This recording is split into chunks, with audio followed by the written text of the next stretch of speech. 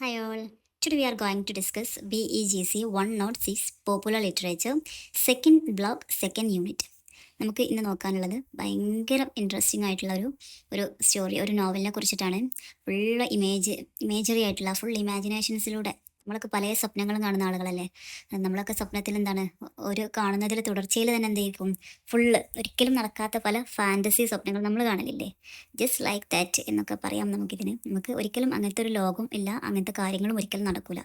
പക്ഷെ എന്താണ്, കുട്ടികളെ എൻ്റർടൈൻ ചെയ്യിക്കാൻ വേണ്ടിയിട്ട്, എന്നാൽ എന്താണ് അതിലൂടെ വലിയ ആളുകൾക്ക് എന്താണ് നല്ല നല്ല നല്ല നല്ല മെസ്സേജുകൾ, അല്ലെങ്കിൽ ആ ഒരു കാലഘട്ടത്തിലുണ്ടായിരുന്ന പല പ്രശ്നങ്ങളും എടുത്തു കാട്ടി എന്താണ് ആളുകൾക്കൊന്നൊരു ബോധം നൽകുന്ന തരത്തിലുള്ള ഒരു എഴുത്തും കൂടി ആയിട്ടാണ് നമുക്ക് ഇന്ന് നോക്കാനുള്ള ഈ ഒരു ത്രൂ ദ ലുക്കിംഗ് ഗ്ലാസ് എന്ന് പറയുന്ന ലൂയിസ് കരോൾ എഴുതിയിട്ടുള്ള അദ്ദേഹത്തിൻ്റെ ഈ നോവൽ എന്ന് പറയുന്നത്.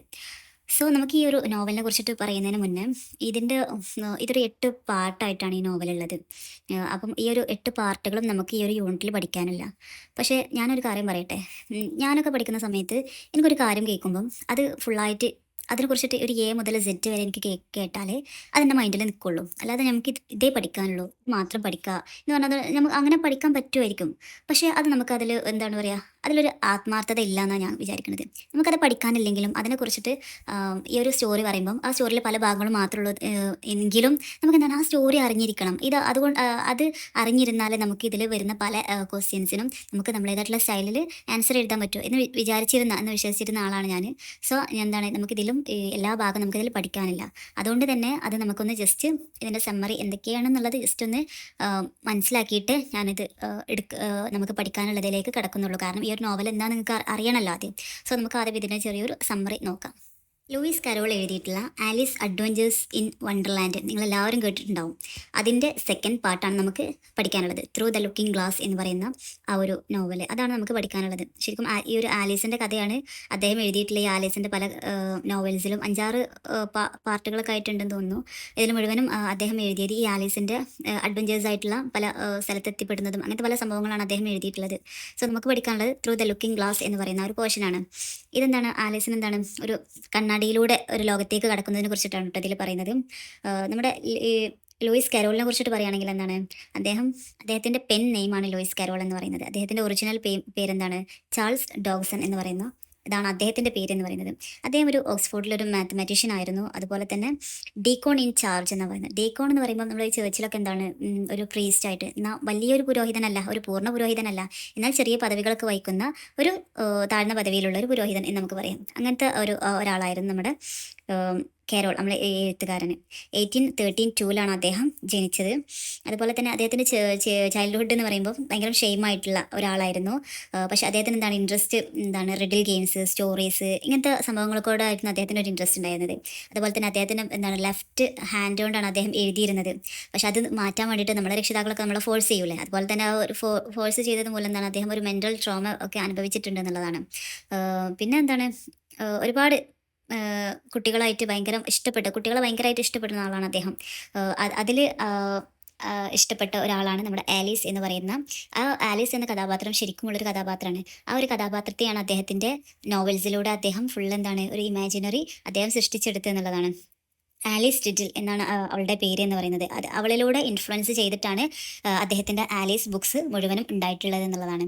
Alice adventures in Wonderland 1865 publish ചെയ്തു. Then through the looking glass നമുക്ക് 1871 പബ്ലിഷ് ചെയ്തത്. ഇതിന് മൂന്നാമത്തെ വാസ്പിൻ വിഗ് 1877. നഴ്സറി ആലീസ്, അങ്ങനത്തെ 5 തരം വോളിയൂംസ് തന്നെ ആലീസിൻ്റെ ഇറങ്ങിയിട്ടുണ്ട്. ഈ ആലീസ് ലിഡിൽ എന്ന് പറയുന്ന ഒരു പോർഷൻ നമ്മൾ ടെക്സ്റ്റിൽ വരുന്നുണ്ട്. അത് പറയുന്നത് ഈ ആലീസ് ലിഡിൽ എന്ന് പറയുന്നത് ഈ ഒരു കഥയ്ക്ക് പ്രചോദനമായ ഒരു കുട്ടിയാണെന്ന് പറയുന്നുണ്ട്. ഓക്സ്ഫോർഡിലെ ക്രിസ്റ്റ് കോളേജിലെ ഡീനായിരുന്ന ഹെൻറി ജോർജ് ലിഡൻ്റെ മകളായിരുന്നു ഈ പറയുന്ന ആലീസ് എന്ന് പറയുന്നത്. അങ്ങനെ 1862 ആ ഒരു ടൈമിൽ അവൾക്ക് 10 വയസ്സായിരുന്നു. അങ്ങനെ നമ്മുടെ ഈ ഒരു എഴുത്തുകാരനും ഈ കുട്ടികളും, അവൾക്ക് 2 സിസ്റ്റേഴ്സ് ഉണ്ട്. അങ്ങനെ ഇവർ എല്ലാവരും കൂടി ഒരു ബോട്ട് യാത്ര നടത്തി. ആ ഒരു ബോട്ട് യാത്രയിൽ ഈ കരോള് കുട്ടികൾക്ക് ഒരു കഥ പറഞ്ഞു കൊടുക്കുക, ഒരു ഉണ്ടാക്കി പറഞ്ഞൊരു കഥ, ഒരു ഫാൻറ്റസി ആയിട്ടുള്ള ഭയങ്കര സാഹസികമായിട്ടുള്ളൊരു കഥ കുട്ടികൾക്ക് പറഞ്ഞു കൊടുക്കാം.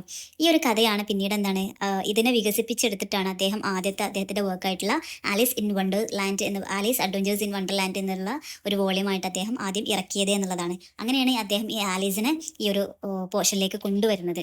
അദ്ദേഹത്തിൻ്റെ ഒരു നോവലിലേക്ക് ആലീസ് എത്തുന്നത് ഈ ഒരു രീതിയിലാണ് എന്നുള്ളതാണ്. നമുക്ക് പഠിക്കാനുള്ള ഈ ത്രൂ ദ ലുക്കിംഗ് ഗ്ലാസ് എന്ന് പറയുന്ന ആ ഒരു ഇത് എഴുതുമ്പം ശരിക്കും ആലീസിന് 16 വയസ്സെങ്ങാണ്ടായിരുന്നു. പക്ഷേ ഇതിലെന്താണ് അദ്ദേഹം അവളെ വെറും ഒരു 7.5 വയസ്സുള്ള ഒരു കുട്ടിയായിട്ടാണ് ഇതിൽ അവതരിപ്പിച്ചത് എന്നുള്ളതാണ്. ഈ ഒരു നോവൽ തുടങ്ങുമ്പോൾ തന്നെ നമുക്ക് കാണാൻ പറ്റുന്ന എന്താണ്, അവളുടെ ഒരു കറുത്ത പൂച്ചക്കുട്ടിയെ എന്താണ് അവൾ ശ്വാസിക്കാണ്. എന്താണ് എന്തോ ഒരു പന്തിൻ്റെ പേരിൽ എന്താണ് പന്ത് നാശാക്കിയതിൻ്റെ പേരിലോ എന്തോ ആ പൂച്ചക്കുട്ടിയെ ശകാരിക്കുകയാണ്. സമയം കളയാൻ വേണ്ടിയിട്ട് പല ഇമാജിനേഷൻസിലൂടെ പല കളികളും കളിക്കുന്നു.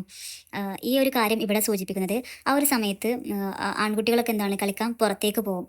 പക്ഷേ ഈ ഒരു പെൺകുട്ടിയെ സംബന്ധിച്ച് ഒരു വിക്ടോറിയൻ കാലഘട്ടത്തിലെ ഒരു പെൺകുട്ടിയെ സംബന്ധിച്ച് എന്താണ് അവൾ വീടിനുള്ളിൽ നിൽക്കാൻ നിർബന്ധിതയായി. അവർക്ക് എന്താണ് ആ ഒരു ഫ്രീഡം വീടിനുള്ളിൽ മാത്രമേ ഉള്ളൂ. അവൾക്ക് എന്താണ് വെറും ഈ ഇമാജിനേഷൻസിലൂടെയൊക്കെ മാത്രമേ അവൾക്ക് സ്വാതന്ത്ര്യം കിട്ടുന്നുള്ളൂ എന്നുള്ളതാണ് നമ്മുടെ കവി ഇവിടെ ഈ ഒരു കാര്യം കൊണ്ട് ഇവിടെ സൂചിപ്പിക്കുന്നത് കേട്ടോ. അത് പിന്നെ നമുക്ക് ലിറ്ററേച്ചർ ആണല്ലോ, അപ്പം നമ്മൾ പറയുന്നതും അവരെഴുതുന്നതും നമുക്ക് പഠിക്കാനുള്ള തമ്മിൽ നല്ല ഡിഫറൻസ് ഉണ്ടാകും. നമ്മളെന്താണ് അത്രയും ആഴത്തിലൊക്കെ ചിന്തിക്കുമ്പോഴാണ് അങ്ങനെ ഒരു അർത്ഥം അതിനുണ്ട് എന്നുള്ളത് മനസ്സിലാവുള്ളൂ എന്നുള്ളതാണ്. ദെൻ അങ്ങനെയാണ് ഈ ഒരു കഥ സ്റ്റാർട്ട് ചെയ്യുന്നത്. അങ്ങനെ അവളിങ്ങനെ ആലോചിച്ച് കിടക്കുന്നതിനിടയിൽ ചെസ്സ് കളിയെക്കുറിച്ചിട്ട് ആലോചിക്കുകയാണ്. പിന്നീട് എന്താണ് പതിയെ അവൾ ഉറക്കത്തിലേക്ക് ഇങ്ങനെ വഴുതി വീഴാണ്. ഈ ഒരു അതുകൊണ്ട് തന്നെ ഈ ഒരു അവളുടെ ഒരു സ്വപ്നത്തിന് ഫുള്ളായിട്ട് എന്താണ് ഒരു ചെസ് കളിയുടെ രൂപമാണ്. ഈ ഒരു ലോകം തന്നെ ഒരു ചെസ്സ് ബോർഡായിട്ട് അതിലെന്താണ് അവൾ പല സ്റ്റേജിലും എത്തുന്ന രീതിയിലാണ് ഈ ഒരു നോവല് ഫുള്ളായിട്ടുള്ളത്. സോ അങ്ങനെ ഒന്ന് മാത്രം സങ്കല്പിച്ചേക്കാം. എന്താണ് ഇത് നമുക്ക് കേൾക്കുമ്പോൾ തന്നെ നമുക്ക് ആ ഒരു കഥ നമുക്കിങ്ങനെ മനസ്സിലിങ്ങനെ കാണും. ഒരു കാർട്ടൂൺ രൂപത്തിൽ നമുക്കിതിങ്ങനെ മൈൻഡിൽ വരും. ആ ഒരു അത്രയും ഇമാജിനറി ആയിട്ടുള്ള ഭയങ്കര വണ്ടർഫുൾ ആയിട്ടുള്ള ഒരു സ്റ്റോറിയാണിത്. അങ്ങനെ അവൾ ആദ്യം തന്നെ എന്താണ് കണ്ണാടിയുടെ പുറത്തേക്കുള്ള ആ ഒരു ലോകത്തെ കണ്ണാടിയുടെ പിന്നിലുള്ള ആ ഒരു ലോകത്തേക്കാണ് അവൾ ആദ്യം തന്നെ കടക്കുന്നത്. ആ ലോകത്തെത്തുമ്പോഴെന്താണ് അവൾ കാണുന്നത് ഫുള്ളായിട്ട് എന്താണ് ഒരു തല തിരിഞ്ഞൊരു ലോകം പോലെ എല്ലാം തല തിരിഞ്ഞിട്ടാണ്. പുസ്തകങ്ങൾ അവൾക്ക് ഒരു എന്താണ് ജാബർവോക്കി എന്ന് പറയുന്നൊരു പോയം കിട്ടുന്നുണ്ട്, ഒരു കവിത കിട്ടുന്നത്. അതൊക്കെ എന്താണ് തല തിരിഞ്ഞത് കണ്ണാടിയിലോ നോക്കുമ്പോൾ എന്ത് ശരിക്കും കാണാൻ പറ്റുള്ളൂ. അങ്ങനെ ഒരു ഫാൻറ്റസി ലോകത്താണ് അവൾ ആദ്യം തന്നെ എത്തിപ്പെടുന്നത്. എന്താണ് അവിടെ പല സംഭവങ്ങളും അവൾ കാണുന്നു, എല്ലാം തല തിരിഞ്ഞിട്ടുള്ള, ഒന്നും നമ്മുടെ ഒരു യഥാർത്ഥ ജീവിതത്തിലെ ഒരു സംഭവങ്ങളായിട്ടൊരു ബന്ധമില്ലാത്ത എല്ലാം വളരെ വ്യത്യസ്തമായിട്ടുള്ള ഒരു കാര്യങ്ങളൊക്കെയാണ് അവൾക്ക് അവിടെ കാണാൻ കഴിയുന്നത്. ദെൻ അവളുടെ രണ്ടാമത്തെ സ്റ്റേജിലേക്ക് കടക്കുകയാണ്. ഈ ഒരു ഓരോ പ്രാവശ്യം അവൾ ഈ ഒരു ഓരോ സ്റ്റേജിലേക്ക് കടക്കുമ്പോഴെന്താണ് ഈ ഒരു 8 സ്ക്വയർ ചാടണം. ഈ അതിൽ ഓരോന്നും ഓരോ സ്ക്വയറിനെയാണ്, ഓരോ കാര്യങ്ങളും ഓരോ സ്ക്വയറിനെയാണ് സൂചിപ്പിക്കുന്നത്. അവൾ ശരിക്കും ഒരു വൈറ്റ് പോൺ ആയിട്ടാണ്, അഥവാ ഒരു വെളുത്ത പോൺ മീൻസ് പണയം എന്നൊക്കെ പറയില്ല, ആ ഒരു രീതിയിലാണ് അവൾ എന്നുള്ളത്. അഥവാ പണയം പറയുന്നത് അവനാൻ്റെതായിട്ടുള്ള ഒന്നും ഇല്ലാതെ എന്താണ് മറ്റാരുടെ ഒരു പണയവസ്തുവായിട്ട് നിൽക്കുന്ന ആ രീതി, ആ ഒരു മീനിങ് ആണല്ലോ അതിന് വരുന്നത്. സോ അവൾക്ക് എന്താണ് ആഗ്രഹം, അവൾക്കൊരു ക്വീൻ ആവണം എന്നാണ് ആഗ്രഹം. ആ ഒരു ക്വീൻ അവൾ ആവണം എന്ന് വെച്ചെങ്കിൽ എന്താണ് 8 സ്ക്വയർ കടന്നു പോയാൽ അവൾ എന്താവുള്ളൂ ക്വീൻ ആവുള്ളൂ എന്നുള്ളതാണ്. അങ്ങനെ എന്താണ് അവൾ ഒന്നാമത്തെ ഇത് കഴിഞ്ഞ് രണ്ടാമത്തെ ഒരു ലോകത്തേക്ക് എത്തുമ്പോഴെന്താണ് ആദ്യം എന്താണ് കണ്ണാടിയുടെ പുറത്തുള്ള ഒരു ലോകം എന്ന് പറയുന്നത് എല്ലാം തല കുത്തനെ കാണുന്ന തല കീഴ്മേൽ മറിഞ്ഞ ഒരു ലോകം. അത് കഴിഞ്ഞിട്ട് അവൾ രണ്ടാമത്തെ ഇതിക്ക് ചാടുകയാണ്. അതൊരു പൂന്തോട്ടത്തിലേക്കാണ് ചാടുന്നത്. പലതരത്തിലുള്ള പൂക്കളുള്ള ഒരു ലോകം. പൂക്കൾക്ക് എന്താണ് സംസാരിക്കാൻ പറ്റും. അങ്ങനെ ഈ റോസ് ഒക്കെ അവളോട് എന്താണ് ഒരുപാട് ക്വസ്റ്റ്യൻ ചെയ്യുന്നുണ്ട്. നീ എന്താ ഇവിടെ, എന്താണ് നീ ഞങ്ങളെ കൂട്ടത്തിൽ ചേർന്ന ഒരാളല്ല, നിനക്ക് നല്ല പേരില്ല എന്നൊക്കെ പറഞ്ഞിട്ടുണ്ട്. അവളുടെ പൂക്കളുടെ ഒരു എന്താ പറയുക പല പല പല പൂക്കളും അവളോട് സംസാരിക്കുന്നുണ്ട്, ഭയങ്കര ദേഷ്യപ്പെടുന്നുണ്ട്. അങ്ങനെ എന്താ ഒരു എല്ലാം ഒരു ഫുൾ ഒരു മിസ്റ്റീരിയസ് ആയിട്ടുള്ളൊരു സംഭവങ്ങളാണ് അവൾക്ക് അവിടെ നിന്ന് കിട്ടുന്നത്. എന്താ അവൾ ചിലപ്പോൾ എന്താണ് പൂക്കൾ കാണും, ചിലപ്പം പൂക്കളൊന്നും ഉണ്ടാവില്ല, പൂക്കളൊക്കെ എന്താണ് ഡിസപ്പിയർ ആയി പോകും. അതുപോലെ തന്നെ ചില സമയത്ത് എന്താണ് പൂക്കളിങ്ങനെ ഒരു മരത്തിൻ്റെ പോലെ ഇങ്ങനെ ഉയർന്ന് പൊന്തും, ചിലപ്പോൾ അത് കാണാൻ തന്നെ ഉണ്ടാവില്ല. അങ്ങനെ പല എന്താ പറയുക നമുക്ക് ആലോചിച്ചറിയില്ല, ഒരു ഇമാജിനറി ലോകത്ത് അങ്ങനെ ആയിരിക്കുമല്ലോ. പിന്നെന്താണ് അവൾ റെഡ് ക്വീൻ വൈറ്റ് ക്വീൻ എന്ന് പറയുന്ന 2 ക്വീൻസിനെ കാണുന്നുണ്ട്. അതിൽ റെഡ് ക്വീൻ എന്താണ് അവൾക്ക് ഈ ഒരു ചെസ് കളിയിലുള്ള നിയമങ്ങളൊക്കെ അവൾക്ക് പരിചയപ്പെടുത്തി കൊടുക്കുന്നുണ്ട്.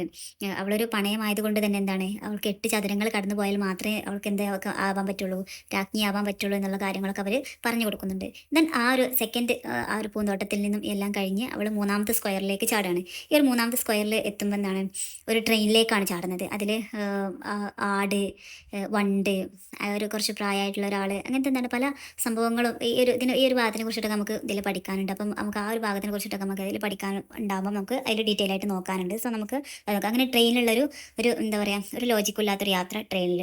ദെൻ പിന്നീട് നാലാമത്തെ രണ്ടാൾക്കാരെ കണ്ടുമുട്ടുന്നുണ്ട്.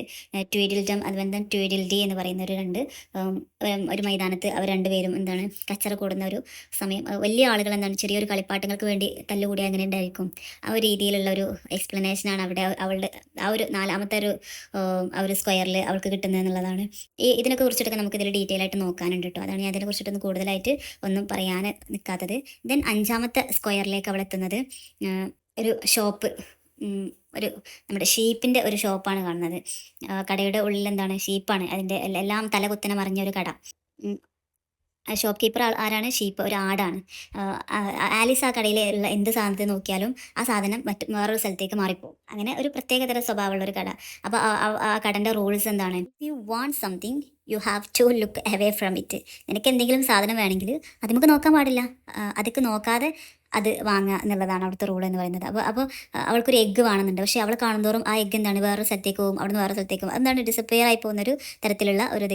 അത് കാണുമ്പോൾ എന്താണ് ഷീപ്പ് എന്താണ് അവളെ ചീത്ത പറയാണ്. You must by things without looking at dum.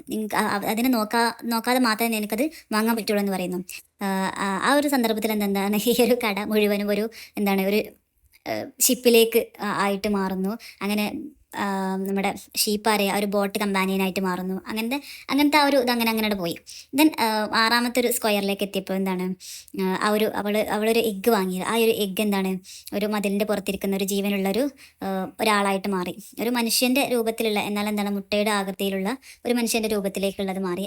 ഈ ഒരു ഭാഗമൊക്കെ നമുക്കിതിൽ പഠിക്കാനുണ്ട് കേട്ടോ. അപ്പോൾ അവർ തമ്മിൽ സംസാരിക്കുന്ന പല കാര്യങ്ങളും നമുക്ക് പഠിക്കാനുണ്ട്. ദെൻ സെവൻത്ത് ഭാഗത്തേക്ക് എത്തിയപ്പോൾ എന്താണ് ഭയങ്കര ഒരു കൂടുതലൊരു ഫിലോസഫിക്കൽ ആയിട്ടുള്ള ഒരു ടേൺ നമുക്ക് കഥയ്ക്ക് വരികയാണ്. ഇതിൽ റെഡ് നൈറ്റ് എന്ന് പറയുമ്പം റെഡ് ക്വീന് ഇതിൽ പ്രതിപാദിക്കുന്നത് ഭയങ്കര ഹാഷായിട്ട് പെരുമാറുന്ന അങ്ങനത്തെ ഒരാളായിട്ടാണ് റെഡ് ക്വീനെ. നമ്മുടെ ചെസ് ബോർഡിൽ ഉണ്ടാകുന്ന ആളുകളാണല്ലോ എന്താണ് റെഡ് ക്വീൻ അങ്ങനെയാണ് കാണിക്കുക. പക്ഷേ വൈറ്റ് ക്വീന് ഒരു നല്ല ഒരു അവളെല്ലാത്തിനും സപ്പോർട്ട് ചെയ്യുന്ന ഒരാളായിട്ടാണ് വൈറ്റ് ക്വീനെ കാണിക്കുന്നത്. റെഡ് ക്വീനിൻ്റെ സോൾജിയർ ആണ് റെഡ് നൈറ്റ് എന്ന് പറയുന്നത്. അങ്ങനെ എന്താണ് നമ്മുടെ ആലീസിനെ അവർ തടവിലാക്കാൻ വേണ്ടിയിട്ട് ശ്രമിക്കുന്നതിന് ആര് രക്ഷിക്കുന്നു? വൈറ്റ് നൈറ്റ് വന്ന് കണ്ട് എന്താ ചെക്ക് പിടിച്ച് അവളെ രക്ഷിക്കുന്നു. അവളുടെ ഒരു സ്നേഹം മാത്രമാണ് അതിൽ യാഥാർത്ഥ്യമുള്ളത് എന്നുള്ളതാണ് വൈറ്റ് ക്വീനെ കുറിച്ചിട്ട് പറയുന്നത്.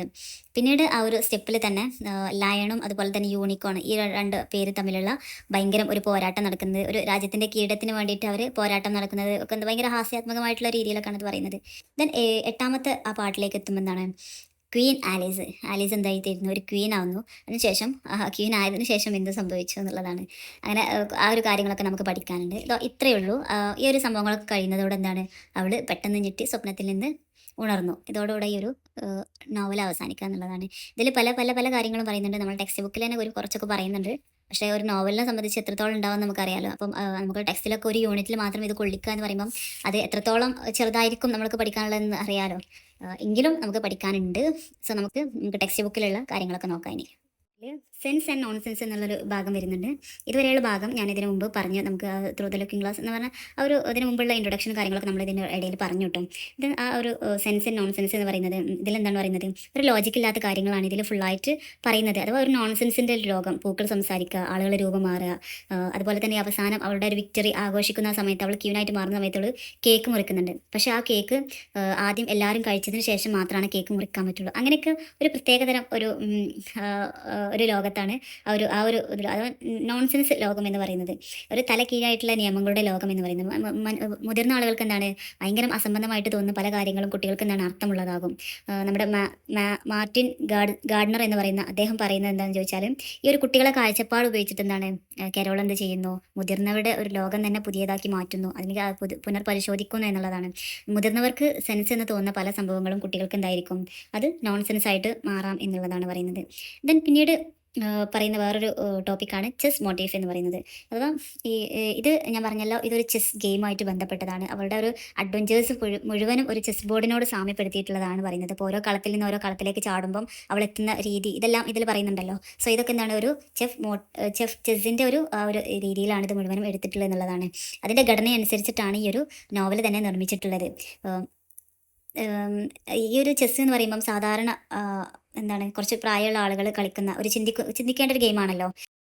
പക്ഷേ ഇവിടെ ലുക്കിംഗ് ത്രൂ ദ ഗ്ലാസ് എന്ന് പറയുന്ന ഈ ഒരു ലോകം എന്ന് തന്നെ എന്താണ്, ഒരു വലിയൊരു മലമുകളിൽ നിന്ന് നോക്കുമ്പോൾ ഒരു വലിയൊരു ചെസ് ബോർഡായിട്ടാണ് കാണുന്നത്. അതിലെന്താണ്, നമ്മുടെ ആലീസിനെ ഒരു വൈറ്റ് പൗണായിട്ടും കണക്കാക്കപ്പെടുന്നു എന്നുള്ളതാണ്. അഥവാ ഈ ചെസ്സിൻ്റെ എല്ലാ നിയമങ്ങളും നമ്മുടെ കരോൾ കൃത്യമായിട്ട് പാലിക്കുന്നില്ല. അതിലെന്താണ്, അതിൽ പറയുന്നുണ്ട് കിങ്സൊക്കെ എന്താണ് ഒന്നും ചെയ്യാതെ അങ്ങനെ വെറുതെ ഇരിക്കുകയാണ്, നിശ്ചലമായിട്ട് നിൽക്കുകയാണ്. ക്വീൻ എന്താണ് വേഗത്തിൽ വേഗത്തിൽ ഇങ്ങനെ ചാടാൻ നോക്കുന്നുണ്ട്. അതുപോലെ തന്നെ ആലീസും തന്നെ എന്താണ് ഒരു സ്ക്വയറിൽ നിന്ന് മറ്റൊരു സ്ക്വയറിലേക്ക് നീങ്ങി നീങ്ങി എന്താണ് അവസാനം അവളൊരു ക്വീനായിട്ട് എട്ടാമത്തെ ഇതിലെത്തുമ്പോൾ അവളൊരു ക്വീനായിട്ട് മാറുന്നു എന്നുള്ളതാണ്. ഇതിൽ പറയുന്നത് ഒരു ഫാൻറ്റസിയും അതുപോലെ തന്നെ ചെസ്സ് ഇതും കൂടെ ചേർന്ന് ഒരു നോൺസെൻസ് വേൾഡ് ഉണ്ടാക്കുന്നു എന്നുള്ളതാണ് ഇതിൽ പറയുന്നത്. ഒരു ഫിസിക്കൽ ലെവല് പറയുന്നുണ്ട്. ഈ ഒരു ചെസ്സ് ഗെയിമിൻ്റെ ഒരു പ്രതീകം എന്ന് പറയുന്നത് നമ്മുടെ ആലീസിൻ്റെ ഒരു ജീവിതത്തിൻ്റെ പ്രതീകമായിട്ട് തന്നെ പറയുന്നത്, അവളെന്താണ് ഒരു പോണായിട്ട് സ്റ്റാർട്ട് ചെയ്തു. അവളുടെ ഒരു നല്ല ബാല്യം അങ്ങനെയാണ് സ്റ്റാർട്ട് ചെയ്തത്. പക്ഷേ എന്താണ്, അവൾ അവസാനം ഒരു 8 സ്ക്വയറിലേക്ക് എത്തുമ്പോൾ അവൾ എന്തായി തീരുവാണ്, ഒരു ക്വീനായി തീരുവാണ്. അഥവാ ഒരു പൂർണ്ണമായിട്ടുള്ള ഒരു മാച്ചുറേഷൻ അവൾക്ക് സംഭവിച്ചു. അവൾ എന്താ ഒരു കുട്ടിത്തത്തിൽ നിന്ന് അവളൊരു സ്ത്രീയിലേക്ക് രൂപാന്തരപ്പെട്ടു എന്നുള്ള രീതിയിലാണ് ഒരു മെറ്റാഫിസിക്കൽ ലെവലായിട്ട് ഇതിൽ പറയാൻ പറ്റും. അതുപോലെ തന്നെ ചെസ് മോട്ടീവ് എന്താണ്, ജീവിതത്തിൻ്റെ ഒരു എന്താ പറയുക, ഒരു ദാർശനികമായിട്ടുള്ള പല അർത്ഥങ്ങളും നമുക്കിതിൽ വെളിപ്പെടുത്തി തരുന്നു എന്നുള്ളതാണ്.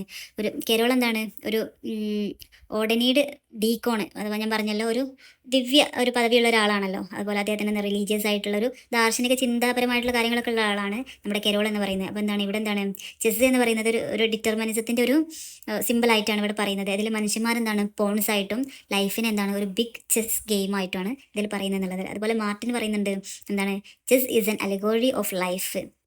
എന്താണ് ഈ ഒരു ഫ്രീ വിൽ എന്ന് പറയുന്നത് എന്താണ്, വെറും ഒരു മായ മാത്രമാണ്. ജീവിതം എന്ന് പറയുന്നത് ഒരു പ്രീ ഡിറ്റർമൈൻഡ് ഗെയിം പോലെയാണ് എന്നുള്ളതാണ് ഇതിൽ പറയുന്നത്. ജസ്റ്റ് ഇങ്ങനെ ആലോചിച്ച് വെക്കുക, ഇതെന്താണ് ഇതിപ്പോൾ, അത് അങ്ങനെ ഒന്നും ആലോചിക്കണ്ട. ഞാൻ അതിലുള്ള കാര്യങ്ങൾ ജസ്റ്റ് ഒന്ന് പറഞ്ഞു തന്നേന്നുള്ളൂ. ഓരോ പ്രതീകങ്ങളായിട്ട് മനുഷ്യന്മാരെന്താണ് പോൺസിൻ്റെ രീതിയിലും ലൈഫിനെ തന്നെ എന്താണ് ഒരു വലിയൊരു ബിഗ് എന്താണ് ചെസ് ഗെയിമിൻ്റെ ബോർഡായിട്ടും പരിഗണിക്കുക എന്നുള്ളത് മാത്രം ആലോചിച്ച് വെക്കുക. പിന്നെ അവളുടെ ഫിസിക്കൽ ലെവൽ ഫസ്റ്റ് സ്ക്വയറിൽ നിൽക്കുന്ന അവളെ 8 സ്ക്വയറിലേക്ക് രാജ്ഞിയായിട്ട് മാറുമ്പം അവളുടെ തന്നെ ഒരു മെറ്റാഫിസിക്കലായിട്ടുള്ള ആ ഒരു ലെവൽ ആണ് അവർ പറയുന്നത് എന്നുള്ളത് മാത്രം ആലോചിക്കാം. ദെൻ പിന്നീട് വരുന്ന നെക്സ്റ്റ് ടോപ്പിക്കാണ് ദ ടു ക്വീൻസ് എന്ന് പറയുന്നത്.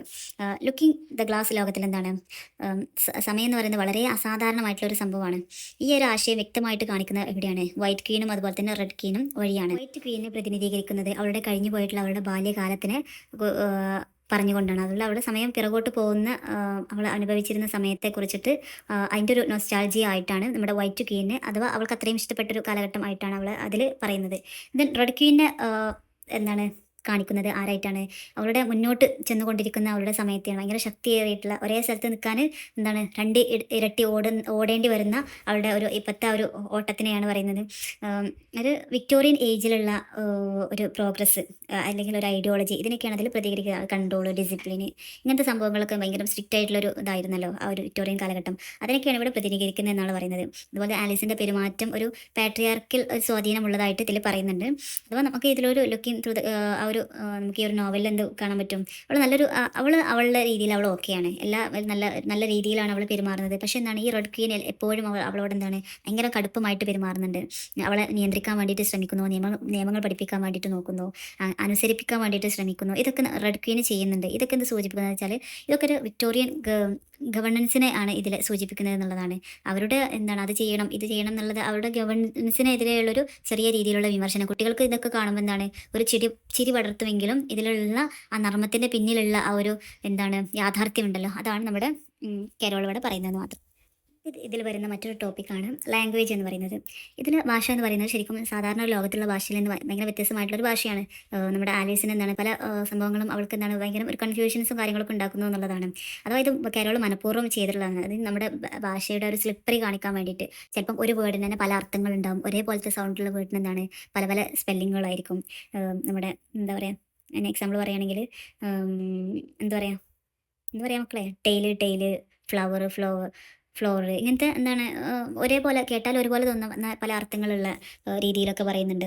എന്താണ് അതുപോലെ ഇതിൽ വേറെ കാര്യം പറയുന്നത് ആൻസർ ദ ഡോർ, ആ ഡോറിന് ആൻസർ കൊടുക്കൂ എന്നൊക്കെ. അതൊക്കെ എന്താണ് ശരിക്കും ഒരു റിയൽ ആയിട്ടുള്ള സംഭവമാണോ? ആ ഡോറിന് ഒരാൾക്കല്ലേ ആൻസർ കൊടുക്കേണ്ടത്, ഡോറിന് എന്തിനാ ആൻസർ കൊടുക്കുന്നത്?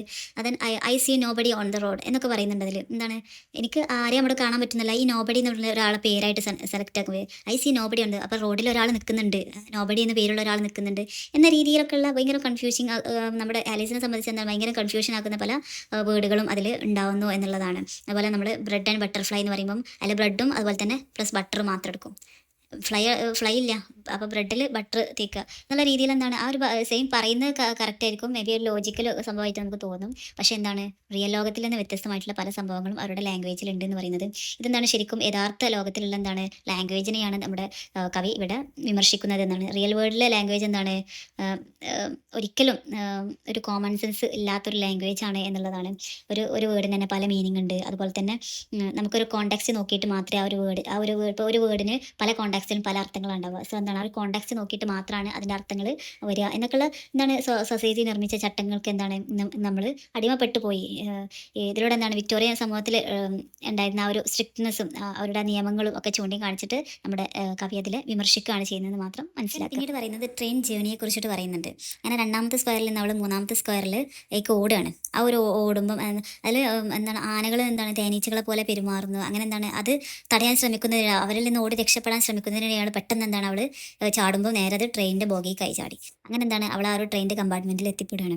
അതിൽ ആരൊക്കെയുണ്ട്? യാത്രക്കാരായിട്ട് ആടുണ്ട്, അതുപോലെ തന്നെ പേപ്പർ കൊണ്ട് വസ്ത്രം ധരിച്ചൊരു ഒരാളുണ്ട്, അതുപോലെ തന്നെ ഒരു വണ്ട്. അങ്ങനെ ഗാർഡ് ടിക്കറ്റ് എടുക്കാൻ വേണ്ടിയിട്ട് വരുമ്പോൾ എന്താണ് അവളടുത്ത് ടിക്കറ്റ് ഇല്ലല്ലോ. അപ്പം എൻ്റെ ഒരു മിനിറ്റിന് എന്താണ് 1000 രൂപ വില വരും. ആ ഒരു കാര്യം അവിടെ സൂചിപ്പിക്കുന്നതാണ് വിക്ടോറിയൻ കാലത്തുള്ള ഒരു വ്യാപാര മൂല്യം. സമയത്തിന് എന്താണ് പണത്തിനെ ഇതാക്കി മാറ്റുന്നതാണ്, അതിനുള്ള ഒരു പരിഹാസം എന്നുള്ള രീതിയിലാണ് അവിടെ പറയുന്നത്. അങ്ങനെ എന്താണ് ഒക്കെ ഒരു വെറൈറ്റി ആയിട്ടുള്ള സംഭവങ്ങളൊക്കെയാണ് ഓരോ കാര്യങ്ങളിലും പറയുന്നത് എന്നുള്ളതാണ്.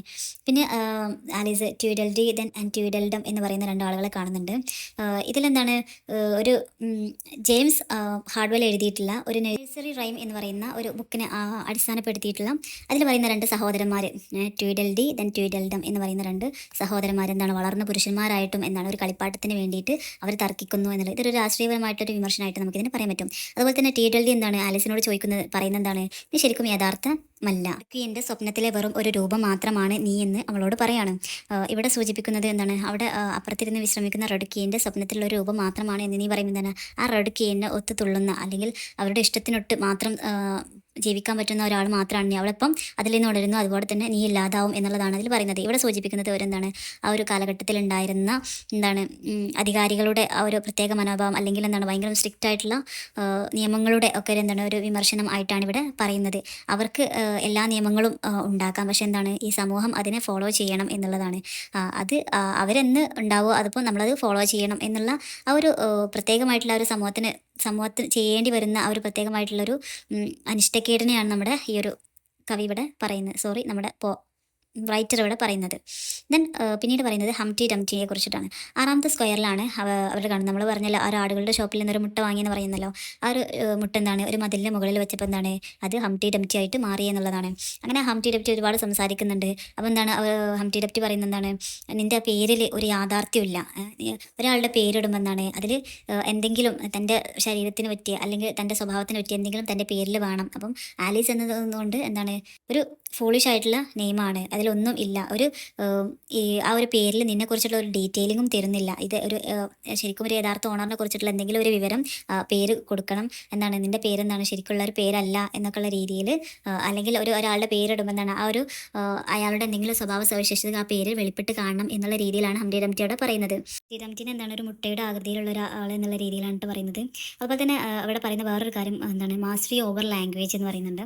അഥവാ ഭാഷ എന്ന് പറയുന്ന ആളുകൾക്ക് കമ്മ്യൂണിക്കേറ്റ് ചെയ്യാൻ വേണ്ടിയിട്ട് മാത്രം നമ്മളുണ്ടാക്കിയതാണ്. സോ എന്താണ് ആ ഭാഷയുടെ യജമാനൻ ആരാണ്? നമ്മൾ തന്നെയാണ്. അപ്പോൾ നമ്മളൊരു വേർഡ് ഉപയോഗിക്കുമ്പം അതെന്താണോ ഉദ്ദേശിക്കുന്നത് എന്നുള്ളത് അർത്ഥമാക്കേണ്ടത് ആരാണ്? ഞാൻ തന്നെയാണ്. അങ്ങനെ എന്താണ് അങ്ങനത്തെ കാര്യങ്ങളൊക്കെ അദ്ദേഹം പറയുന്നുണ്ട്. ഇതിൽ പറയുന്നത് വെച്ചാൽ നമ്മുടെ കെരോൾ ആയിക്കോട്ടെ അല്ലെങ്കിൽ ഈ ഹംറ്റി ഡംറ്റി ആയിക്കോട്ടെ എന്താണ് പുതിയ വാക്കുകൾ കണ്ടെത്തും. ആ പുതിയ വാക്കുകൾക്ക് അവർ തന്നെ അർത്ഥം നൽകുന്നത്. ഇങ്ങനെ അദ്ദേഹം കണ്ടെത്തിയ പല വാക്കുകളും ഇന്ന് ഇംഗ്ലീഷ് ഡിക്ഷണറിയിൽ ഉണ്ട് എന്നുള്ളതാണ് ഇതിൽ മറക്കാൻ പറ്റാത്തൊരു യാഥാർത്ഥ്യം എന്ന് പറയുന്നത്. അദ്ദേഹം സ്വയമായിട്ട് കണ്ടെത്തിയ പല വാക്കുകളും എവിടെ എപ്പോഴും ഉപയോഗിക്കുന്നുണ്ട്?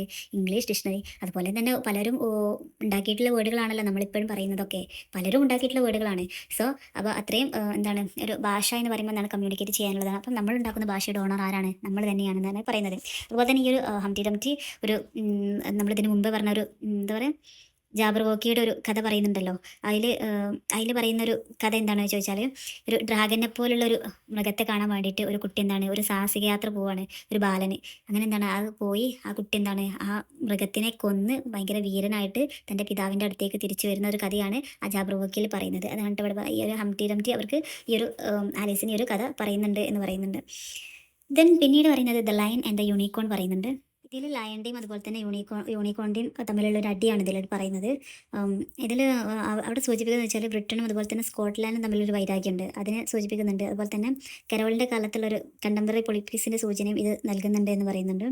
അതുപോലെ തന്നെ ഈ ആലീസ് ബുക്കിൻ്റെ ഒരു ചിത്രകാരനായിട്ടുള്ള കാർട്ടൂണിസ്റ്റ് ആയിട്ടുള്ള ജോൺ ടെന്നേൽ എന്ന് പറയുന്ന ആൾ, അയാളുടെ രാഷ്ട്രീയ വിമർശനത്തിലൊരു ഒരു പേര് കേട്ട വ്യക്തിയായിരുന്നു അദ്ദേഹം എന്ന് പറയുന്നത്. അപ്പം ആ ഒരു കാര്യം എന്ന് പറയുന്നത് ഒരു സിംഹവും അതുപോലെ തന്നെ ഈ യൂണിക്കോൺ എന്താണ് അന്നത്തെ പ്രധാന രാഷ്ട്രീയ നേതാക്കളെയാണ് സൂചിപ്പിച്ചതെന്ന് പറയുന്നുണ്ട്. വില്യം ഗ്ലാഡ്സ്റ്റോൺ, ദെൻ ബെഞ്ചമിൻ ഡിസ്ലേറി എന്ന് പറയുന്ന ഈ രണ്ട് പേര്.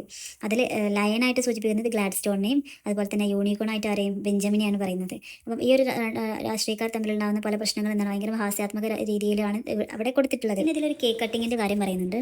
ഇതിൽ അവൾ വിജയിച്ച് ക്വീൻ ആയിരിക്കുന്ന സമയത്ത് എന്താണ് അവളുടെ വിജയം ആഘോഷിക്കാൻ വേണ്ടിയിട്ട് ഒരുപാട് ഈ ഒരു ക്യാരക്ടേഴ്സ് അവൾ കണ്ടുവന്ന ഈ ഒരു ക്യാരക്ടേഴ്സ് മുഴുവൻ അങ്ങോട്ടേക്ക് എത്തുകയും എല്ലാവരും അവരുടെ ചടങ്ങിൽ പങ്കെടുക്കാൻ വേണ്ടിയിട്ട് വരികയും ചെയ്യും. അങ്ങനെ കേക്ക് മുറിക്കുന്ന ആ സമയത്ത് ഒരു കേക്ക് എത്ര കട്ട് ചെയ്തിട്ടും അത് മുറിയുന്നില്ല. അപ്പോഴാണ് എന്ത് യൂണിക്കോൺ പറയുന്നത് എന്താണ് ഈ ഒരു കേക്ക് എന്താണ് എല്ലാവർക്കും കൊടുത്തതിന് ശേഷം മാത്രമേ കട്ട് ചെയ്യാൻ പറ്റൂ എന്ന് പറയുന്നത്. എന്താണ് ഒരു തലതിരിഞ്ഞ ലോകത്തിൻ്റെ ഒരു എന്താണ് ഒരു രൂപം എന്നുള്ള രീതിയിലാണ് ഇവിടെ പറയുന്നത്. ഇതെന്താ ആ ഒരു കാലഘട്ടത്തിൽ എന്താണ് അമിതമായിട്ടുള്ള ഒരു വിരുന്ന് സൽക്കാരങ്ങളും അതുപോലെ തന്നെ ഭക്ഷണത്തിലുണ്ടായിരുന്ന ആ ഒരു നിയമം എന്നുള്ള രീതിയിലൊക്കെ വിമർശിക്കുക എന്നുള്ള രീതിയിലാണ് നമ്മുടെ ലേഖകൻ ഇതിനെ ഇങ്ങനെ പറഞ്ഞിട്ടുള്ളത് എന്നുള്ളതാണ്. ഇതൊക്കെ ഭയങ്കര എന്താണ് ഒരു റിവേഴ്സ് ആയിട്ടുള്ളൊരു എന്താ പറയുക, നമ്മൾ സാധാരണ ലോകത്തിൽ നിന്ന് വ്യത്യസ്തമായിട്ടുള്ള നേരെ എതിർ ദിശയിൽ സഞ്ചരിക്കുന്ന ഒരു ലോകത്തിലേക്ക് എത്തുമ്പോഴുള്ള പല സംഭവങ്ങളും ഭയങ്കര ആ ഒരു പുസ്തകം ഒക്കെ വായിക്കാന്ന് പറയുമ്പോൾ ഭയങ്കര മനോഹരമായിട്ടുള്ള കാര്യങ്ങളായിരിക്കും. ഇതിൽ പല പല സംഭവങ്ങളും ചുരുക്കി അതിൽ വന്നിട്ടില്ല. പക്ഷേ അവൾ എന്തായിരിക്കും ഒരു നോവലല്ലേ, അവൾ എത്രത്തോളം ഇതിലൂടെ പല സംഭവങ്ങളിലൂടെയും അവൾ കടന്നിട്ടായിരിക്കും അവൾ ലാസ്റ്റ് ആ ക്വീനായി ആയി തീർന്നത് എന്നുള്ളത് നമുക്ക് ആലോചിച്ച് അറിയാൻ പറ്റുമല്ലേ.